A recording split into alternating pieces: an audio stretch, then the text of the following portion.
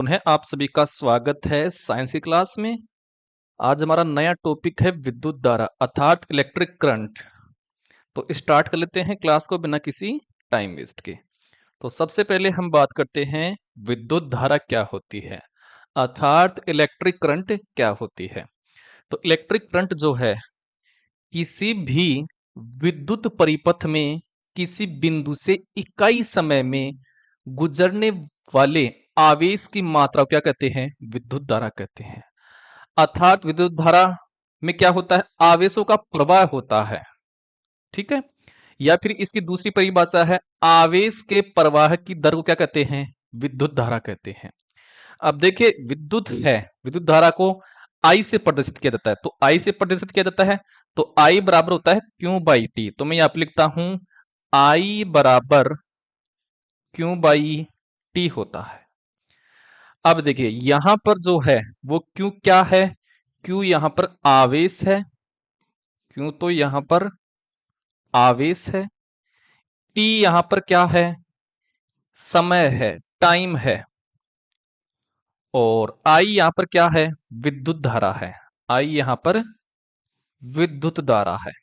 ठीक है, तो इस प्रकार से फॉर्मूला बना है आई बराबर क्यू बाई टी अर्थात विद्युत धारा बराबर आवेश बटे समय होता है। ठीक है, अब देखिए आपका जो आवेश है तो आवेश क्यों बराबर होता है एन। क्यों बराबर होता है एन। एन यहां पर क्या है?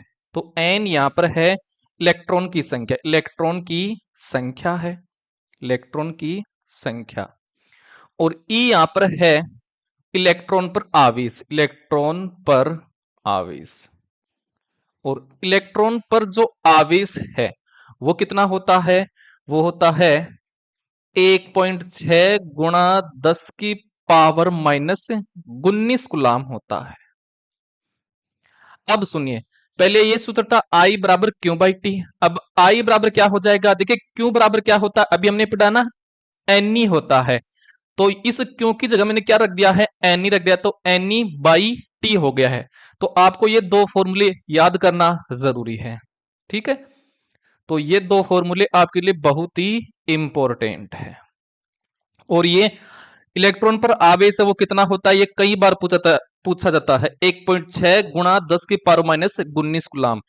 इन दोनों फॉर्मूले के आधार पर क्या आता है? आपको क्वेश्चन भी पूछ सकता है। वो क्यों का मान दे देगा, आवेश का मान दे देगा और समय का मान दे देगा। चलते हैं अगले स्लाइड पर। अगली स्लाइड देखिए। अब विद्युत धारा का हम मात्रक देख लेते हैं कि विद्युत धारा का मात्रक क्या क्या होता है। तो अभी हमने फॉर्मूला पढ़ा था आई बराबर क्या होता है? Q by T. तो एक तो इस फॉर्मूले के जरिए हम क्या निकालें? मात्रक निकालें। तो यहां से निकालते आई बराबर होता है क्यू बाई टी। अच्छा, क्यों है? आवेश है। क्यों यहां पर क्या है? आवेश। आवेश को किस में मापते हैं? कुलाम में। तो आवेश का मात्रक क्या होता है? कुलाम। तो कुलाम बटे समय का मात्रक क्या होता है? सेकंड। तो ये लीजिए सेकंड। तो ये विद्युत धारा का मात्रक हमारे पास क्या गया है? कूलाम पर सेकंड। और आपको ध्यान में रखना है इसे विद्युत धारा का एसआई जो मात्रक होता है, एसआई मात्रक, एसआई मात्रक वो क्या होता है? वो होता है एम्पियर। ये बात भी आपको ध्यान में रखना है, एम्पियर होता है। तो विद्युत धारा के दो मात्रक हैं। एसआई मात्रक पूछे तो वो होगा एम्पियर और दूसरा मात्रक कौन सा हो गया है? कूलाम पर सेकंड हो गया है। ठीक है, तो पहला तो हो गया कूलाम पर सेकंड और दूसरा हो गया है एम्पियर। अगला देखिए, अगर हमें पूछे 1 मिली एम्पियर, तो 1 मिली एम्पियर में का मान कितना होता है? तो वो होता है 10 की पावर माइनस 3 एम्पियर होता है। 1 मिली एम्पियर बराबर होता है 10 की पावर माइनस 3 एम्पियर होता है। आगे देखिए, 1 माइक्रो एम्पियर, 1 माइक्रो एम्पियर बराबर होता है 10 की पावर माइनस 6 एम्पियर होता है। तो ये जो है ये आपको याद होना जरूरी है। ये हर एक कंपटीशन एग्जाम में पूछा जाता है और आपके सिलेबस में भी ऐसा का ऐसा दिया हुआ है विद्युत करंट के बारे में। आगे देखिए, आगे बात कर लेते हैं 1 एम्पियर की परिभाषा क्या होती है। ठीक है, तो अभी हमने सूत्र पढ़ा था क्या कि आई बराबर होता है क्यू बाई टी होता है।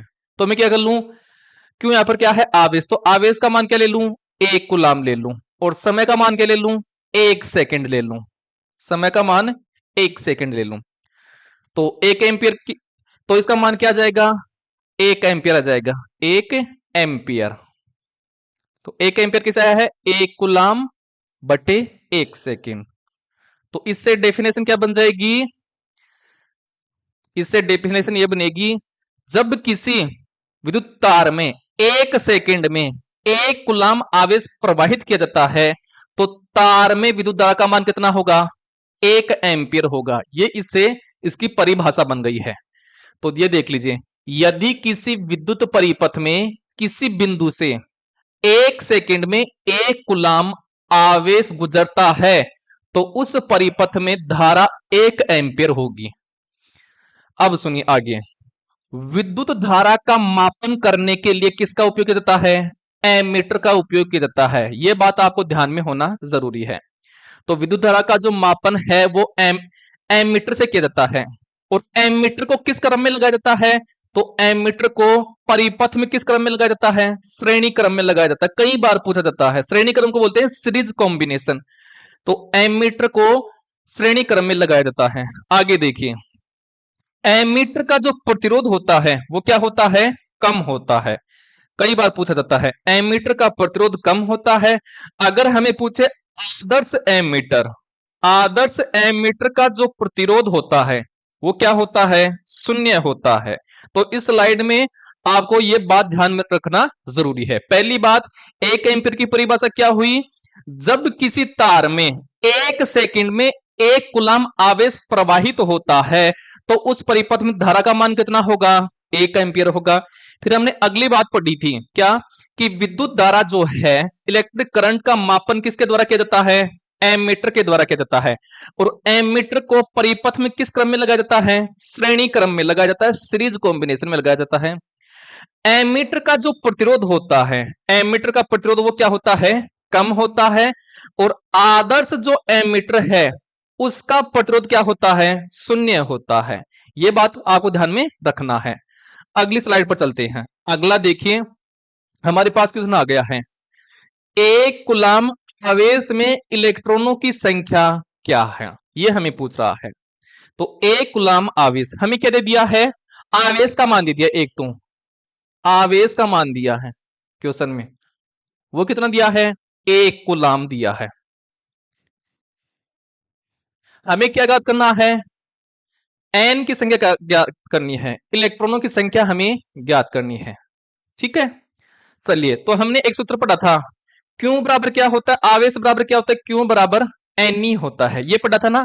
अब सुनिए यहां पर क्या है एन, यहां पर क्या है इलेक्ट्रॉनों की संख्या, इलेक्ट्रॉन की संख्या है, इलेक्ट्रॉन की संख्या। और ई यहां पर क्या है इलेक्ट्रॉन पर आवेश, इलेक्ट्रॉन पर आवेश। और क्यू यहां पर क्या है, क्यू यहां पर है आवेश अर्थात चार्ज है। तो इस सूत्र के द्वारा हम निकाल सकते हैं। चलो, तो हमें क्यू का मान दिया है कितना 1 कूलाम, तो 1 रख दूं बराबर एन का मान हमें निकालना है तो एन गुणा, अब ई का ई यहां पर क्या है इलेक्ट्रॉन पर आवेश। और इलेक्ट्रॉन का आवेश कितना होता है, वो होता है, इसको मैं थोड़ा सा इस तरफ करता हूं है ना, ताकि लिखने में किसी प्रकार की तकलीफ ना हो। 1 मिनट रुकिए, थोड़ा सा इसको हम साइड में लिखते हैं। तो क्यू का मान 1 है बराबर एन हमें निकालना, तो एन गुणा इलेक्ट्रॉन पर आवेश कितना होता है 1.6 गुणा 10 की पावर माइनस 19 गुलाम होता है।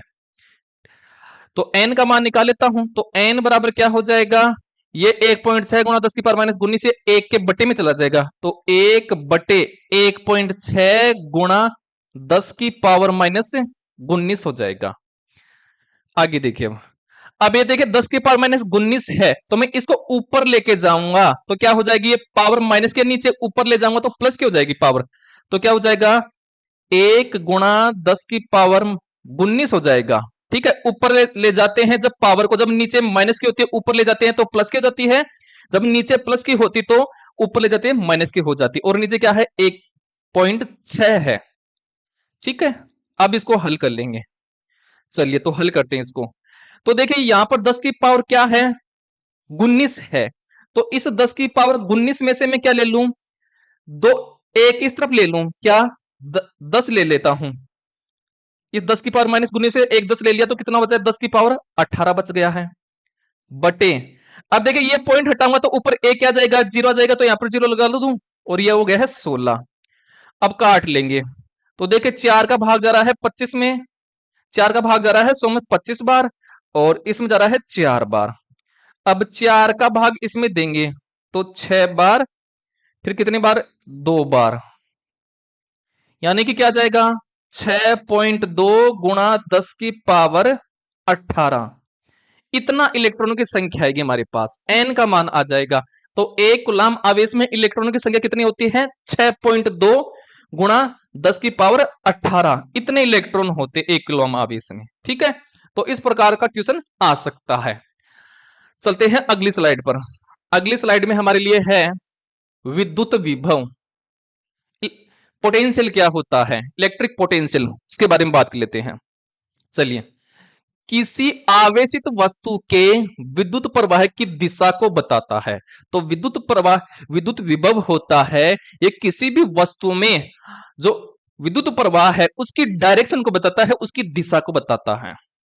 दूसरा देखिए, दो आवेशित वस्तुएं जब एक दूसरे के संपर्क में रखी जाती हैं, यानी दो वस्तुएं आवेश मतलब उसमें विद्युत धारा प्रवाह हो रहा है, अब वो एक दूसरे के क्या है, संपर्क में है, कांटेक्ट में है, तो धनात्मक आवेश हमेशा उच्च विभव से कम विभव वाली वस्तु की ओर प्रवाहित होता है। तो धनात्मक आवेश किस तरफ प्रवाहित होगा, उच्च विभव से कम विभव वाली वस्तु की तरफ प्रवाहित होगा। यदि दोनों वस्तुओं पर विभव एक समान है, अर्थात विभव का अंतर क्या है, शून्य है, मतलब दो वस्तु संपर्क में हैं और दोनों वस्तुओं पर अगर विभव समान है या उनका विभव का अंतर शून्य है, तो और ये दोनों वस्तुएं विद्युत संपर्क की स्थिति में हैं, तो इनके मध्य आवेश या विद्युत धारा प्रवाहित नहीं होगी। ये बात ध्यान रखनी है। पहली बात, विद्युत विभव के बारे में हमने क्या पढ़ा कि किसी आवेशित वस्तु के विद्युत प्रवाह की दिशा को बताता है कौन, विद्युत विभव। दूसरी बात, विद्युत विभव है ये हमेशा क्या करता है, धनात्मक आवेश है वो किस तरह प्रवाहित होता है, उच्च विभव से कम विभव की ओर। अगर दो वस्तुओं पर विभव का मान समान है तो किसी भी प्रकार का जो आवेश है वो प्रवाहित नहीं होता, मतलब धारा प्रवाहित नहीं होती है।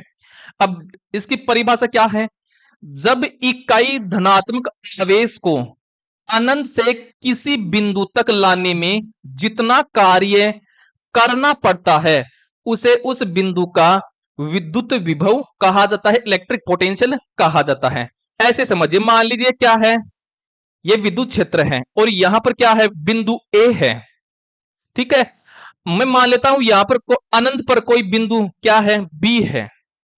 मुझे यहां से क्या, कोई आवेश को लेकर के जाना है यहां से और यहां पर लाना है, तो इस आवेश को यहां तक लाने में मेरे को जितना कार्य करना पड़ा है ना, कार्य करना पड़ा है, मतलब बी यहां पर क्या है, अनंत मान लेता हूं, ये अनंत है ना, अनंत से लाते हैं, इसमें अनंत है, तो इस बी बिंदु को अनंत से हम ए तक ला रहे हैं, तो इस बी बिंदु को ए तक लाने में, इस विद्युत क्षेत्र तक, इस ए के बिंदु तक लाने में जितना कार्य किया जाता है उसको हम कहते हैं विद्युत विभव कहते हैं। ठीक है, आई होप समझ में आ गया होगा।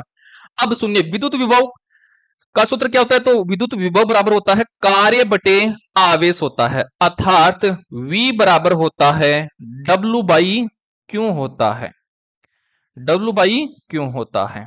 ठीक है, अब सुनिए, हम इसका सूत्र भी देख लेते हैं। तो विभव का फॉर्मूला तो क्या हो गया, कार्य बटे आवेश। अगर हम इस सूत्र के द्वारा इसका क्या निकाले, मात्रक, तो कार्य को किसमें मापते हैं, जूल में। कार्य का मात्रक क्या होता है, जूल, बटे आवेश का मात्रक क्या होता है, अभी हमने पढ़ा था, कूलाम होता है, तो ये लीजिए कूलाम। तो विद्युत विभव का मात्रक क्या हो गया है, जूल पर कूलाम हो गया है। अगर हम बात करें विद्युत विभव है, इसका एसआई मात्रक क्या होता है, कई बार पूछा जाता है एसआई मात्रक। तो विद्युत विभव का एसआई मात्रक होता है वोल्ट होता है, वोल्ट होता है। तो विद्युत विभव के दो मात्रक हो गए हैं। एक तो हो गया है जूल पर कूलम। अगर अगर हमें पूछे एसआई मात्रक, तो इसका एसआई मात्रक होता है क्या? वोल्ट होता है। यह बात आपको ध्यान में रखनी है। अब चलते हैं अगली स्लाइड पर। अगली स्लाइड में हमें क्या देखने को मिल रहा है? विभवांतर पोटेंशियल देखने को मिल रहा है। चलिए, तो विभवांतर क्या होता है? तो किसी विद्युत परिपथ में एकांक धन आवेश को एक बिंदु से दूसरे बिंदु तक ले जाने में किया गया कार्य उन दोनों बिंदुओं के मध्य विभवांतर के बराबर होता है। समझिए, मान लीजिए हमारे पास ये क्या है? विद्युत क्षेत्र है। मान लीजिए यहां पर ए बिंदु है और ये क्या है? बी बिंदु है। मैं मान लेता हूं कि इस बी बिंदु को मेरे को कहां पर लेके जाना है? ए बिंदु तक। तो इस बी बिंदु को ए बिंदु तक ले जाने में जितना कार्य किया गया है, ये जो कार्य है, ये वाला कार्य, इसको क्या कहते हैं? विभवांतर बोला जाता है, पोटेंशियल बोला जाता है। ठीक है, चलिए, जैसे दो बिंदु ए और बी के मध्य विभवांतर, तो क्या हो जाएगा? V A minus V B बराबर क्या हो गया है? डब्ल्यू। डब्ल्यू यहां पर क्या है? कार्य, और बटे क्यों? आवेश। तो विभवांतर का सूत्र भी क्या होता है? तो विभवांतर बराबर क्या हो गया है? विभवांतर बराबर हो गया है कार्य बटे आवेश। अर्थात विभव और विभवांतर दोनों का सूत्र क्या होता है? समान होता है। ठीक है, लेकिन अंतर क्या है कि विभव में तो हम किसी आवेश को अनंत से विद्युत क्षेत्र में ला रहे थे, लेकिन विभवांतर में क्या कर रहे हैं? विद्युत क्षेत्र में ही क्या कर रहे हैं? एक बिंदु से दूसरे बिंदु तक आवेश को लेकर के जा रहे हैं। इतना ही क्या है? अंतर है। और दोनों के मात्रक क्या है? समान है। तो विभवांतर का मात्रक क्या जाएगा? जूल पर कूलम। और अगर एसआई मात्रक की बात करें, एसआई मात्रक, एसआई इसका मात्रक, तो एसआई मात्रक क्या है? इसका वोल्ट है। जैसे हमने क्या पढ़ा था? विभव का पढ़ा था। ठीक है, तो विभव और विभवांतर में क्या है? थोड़ा सा ही अंतर है। मैं यहां पर फिर से बता देता हूं विभव के बारे में। तो विभव क्या था? विभव जिसको बोलते हैं विभव, ठीक है, विद्युत विभव या विभव। तो ये मान लीजिए क्या है? विद्युत क्षेत्र है, और विद्युत क्षेत्र में बिंदु ये ए है, और अनंत पर बिंदु मान लीजिए ये अनंत है, यहां पर अनंत, और यहां पर बिंदु क्या है? बी है। तो इस बी बिंदु को हम क्या ला रहे हैं? विद्युत क्षेत्र में जो ये पॉइंट ए है, बिंदु ए है, यहां तक लेकर आए हैं। यानी बिंदु बी को अनंत से विद्युत क्षेत्र ए तक लाने में ये जो कार्य किया गया है, यही क्या कहलाता है? विभव कहलाता है। और विभव का सूत्र क्या है? विभव बराबर क्या हो गया है? कार्य बटे आवेश। कार्य बटे आवेश, ये तो क्या हो गया है? विभव। ठीक, विभवांतर क्या है? तो विभवांतर में क्या कर रहे हैं? विभवांतर, विभवांतर में क्या होता है? ये विद्युत क्षेत्र है, ये बिंदु ए है, और ये बिंदु क्या है? बी है। तो इस बी बिंदु को ए बिंदु तक लाने में जो कार्य किया जाता है, ये जो कार्य है, ये क्या कहलाता है? विभवांतर कहलाता है। तो विभव में तो हम क्या कर रहे हैं? अनंत से किसी बिंदु को विद्युत क्षेत्र में ला रहे हैं, और विभवांतर में क्या कर रहे हैं? विद्युत क्षेत्र में ही एक बिंदु को दूसरे बिंदु तक लाने में जो कार्य कर रहे हैं, वो क्या कहलाता है? विभवांतर कहलाता है। अर्थात विभव का अंतर क्या कहलाता है? विभवांतर कहलाता है। ठीक है, और दोनों के सूत्र सेम है। देखिए, विभव का सूत्र भी क्या है? कार्य बटे आवेश, और विभवांतर का सूत्र भी क्या है? कार्य बटे आवेश, और दोनों के मात्रा क्या है? सेम है, जूल पर कूलम, और दोनों के ही ऐसा ही मात्रा क्या है? वोल्ट है। बस थोड़ा सा ये अंतर है कि विभव में तो अनंत से किसी बिंदु को लाते हैं, और विभवांतर में हम विद्युत क्षेत्र में ही एक बिंदु से दूसरे बिंदु तक किसी आवेश को लेकर के आते हैं। ठीक है, आई होप समझ में आ गया होगा। आगे की तरफ चलते हैं। अब आगे देखिए, आगे हमारे पास है विभवांतर का मापन वोल्टमीटर से किया जाता है। तो विभवांतर का मापन किसके द्वारा किया जाता है? वोल्टमीटर के द्वारा किया जाता है। वोल्टमीटर को किस क्रम में लगाया जाता है? यह लगाया जाता है समांतर क्रम में, पैरेलल कॉम्बिनेशन में लगाया जाता है, समांतर क्रम में लगाया जाता है। वोल्टमीटर का प्रतिरोध क्या होता है? तो वोल्टमीटर का प्रतिरोध होता है अधिक होता है। और आदर्श वोल्टमीटर की बात करें, आदर्श वोल्टमीटर का जो प्रतिरोध होता है वो क्या होता है? अनंत होता है। पिछली स्लाइड में हमने पढ़ा था क्या? कि जो धारा थी, विद्युत धारा, क्योंकि इनके बारे में पूछा जाता है एग्जाम में, विद्युत धारा है, इसका मापन किसके द्वारा किया जाता है? एमीटर के द्वारा, एमीटर के द्वारा। और एमीटर को किस क्रम में लगाया जाता है? परिपथ में। तो इसको परिपथ में किस क्रम में लगाया जाता है? श्रेणी क्रम में लगाया जाता है, श्रेणी क्रम में लगाया जाता है। और एमीटर का जो प्रतिरोध होता है, एमीटर का प्रतिरोध वो क्या होता है? कम होता है। और अगर हमें बात करें किसकी? आदर्श एमीटर, आदर्श एमीटर, तो आदर्श एमीटर का जो प्रतिरोध होता है, प्रतिरोध वो क्या होता है? शून्य होता है, बिंदिया होती है। ठीक है, तो यह बात ध्यान में रखनी है कि देखिए एमीटर के द्वारा तो विद्युत धारा का मापन किया जाता है और वोल्ट मीटर के द्वारा हम विभवांतर मापते हैं। एमीटर को हम किस क्रम में लगा जाते हैं? श्रेणी क्रम में।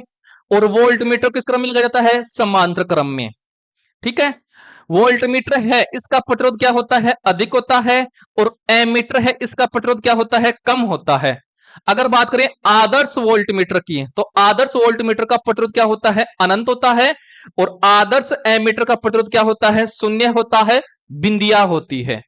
अब चलते हैं आगे की तरफ। आगे देखिए, आगे हमारे पास आ रहा है जो अभी हमने पढ़ा है उसके बेसिस पर हमारे पास एक क्वेश्चन है।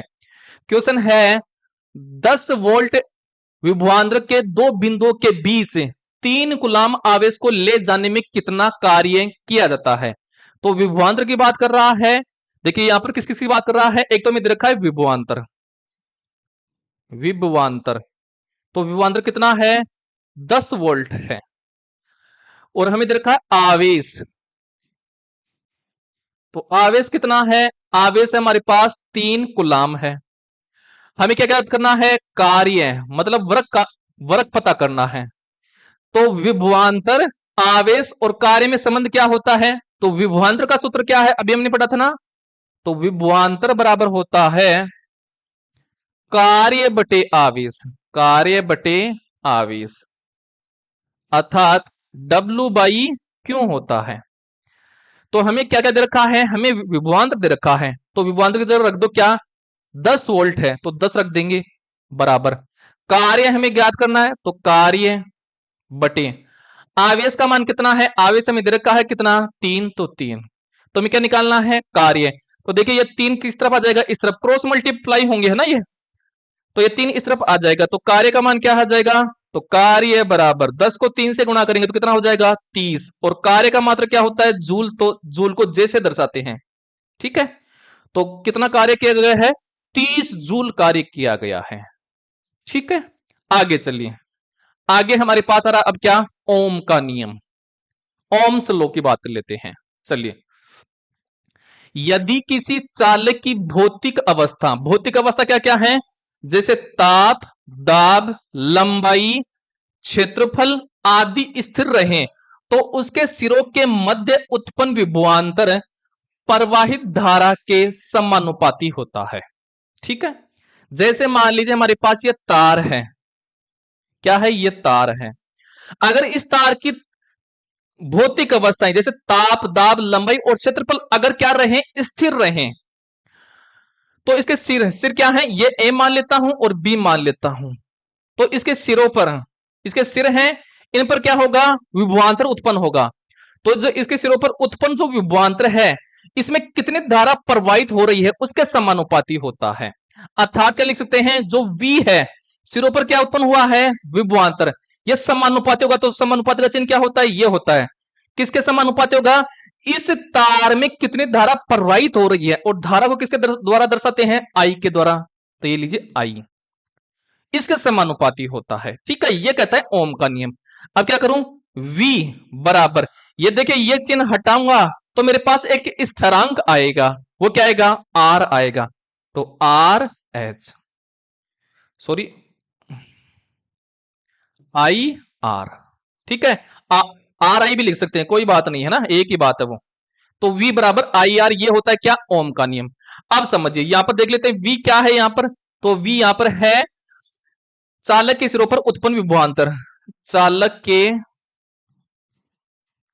सिरों पर उत्पन्न विभवांतर, उत्पन्न विभवांतर। आई यहां पर क्या है, चालक में प्रवाहित धारा, चालक में प्रवाहित धारा या फिर धारा भी लिख सकते हैं, प्रवाहित धारा। और आर यहां पर क्या है, आर यहां पर है चालक का प्रतिरोध, चालक का प्रतिरोध, ये हो गया है चालक का प्रतिरोध। ठीक है, आई होप समझ में आ गया होगा। अब चलते हैं आगे की तरफ। तो हमने ओम के बारे में हम पढ़ लिया है, ओम का नियम क्या है। आगे चलिए, आगे हमारे पास आता है अब क्या, एक ओम की परिभाषा देख लेते हैं कि एक ओम की परिभाषा क्या होती है। तो ओम का नियम क्या था, ओम का नियम था V बराबर आई आर, V बराबर आई आर। ठीक है, तो मैं R का मान निकाल लूं, R बराबर क्या हो जाएगा, V बटे आई, क्योंकि आई क्या चला जाएगा, इसके बटे में चला जाएगा V के बटे में। ठीक है, तो ये हमारे पास एक फॉर्मूला बन गया है। अब मैं यहां पर हर एक के बारे में बात लेता हूं। आर यहां पर क्या था हमारे पास, आर यहां पर था प्रतिरोध, तार का प्रतिरोध। वी यहां पर क्या है, वी यहां पर है विभवांतर। आई यहां पर क्या है, आई यहां पर है आपकी विद्युत धारा, या धारा भी बोल सकते हैं, विद्युत धारा। और इनके सामने लिख देता हूं मैं क्या, इनके मात्रक। आर है अर्थात प्रतिरोध है, इसका जो मात्रक है, प्रतिरोध का मात्रक, वो क्या होता है, ओम होता है। विभवांतर है, इसका मात्रक हमने पढ़ा था पीछे, क्या था, वोल्ट। और विद्युत धारा है, इसका जो मात्रक है वो क्या होता है, एम्पियर होता है। ठीक है, ये बात समझ में आ गई होगी। तो मैं यहां पर रख दूं क्या, अगर मैं V का मान, विभवांतर का मान क्या मान लूं, 1 वोल्ट मान लूं, और धारा का मान क्या मान लूं, 1 एम्पियर मान लूं, तो R का मान क्या आ जाएगा, तो देखिए एक में एक का भाग देंगे तो क्या आएगा, 1 आएगा। और R है प्रतिरोध, इसका मात्रा क्या होता है, ओम होता है, ये लीजिए ओम। ठीक है, समझ में आ गया होगा। चलिए, तो क्या इसके द्वारा क्या बना हमारे पास परिभाषा, इसके द्वारा परिभाषा यह बनी है कि किसी तार में अगर 1 एम्पियर की धारा प्रवाहित करने पर उसके सिरों पर 1 वोल्ट विभवांतर उत्पन्न होता है, तो उसमें, तो जो तार है उसका प्रतिरोध क्या होगा, 1 ओम होगा। ये इसकी क्या हो गई है, परिभाषा हो गई है। और यही लिखा हुआ ऊपर, यदि किसी चालक तार में 1 एम्पियर की धारा प्रवाहित करने पर उसके सिरों के मध्य 1 वोल्ट विभवांतर उत्पन्न होता है, तो उस चालक तार का प्रतिरोध क्या होगा, 1 ओम होगा। तो यह हो गई है 1 ओम की परिभाषा। आगे देखें, अगली स्लाइड में क्या लिखा हुआ है, यह है V अर्थात विभवांतर, और I मतलब विद्युत धारा के मध्य ग्राफ है ये। तो ये हमारे पास क्या है, ग्राफ है।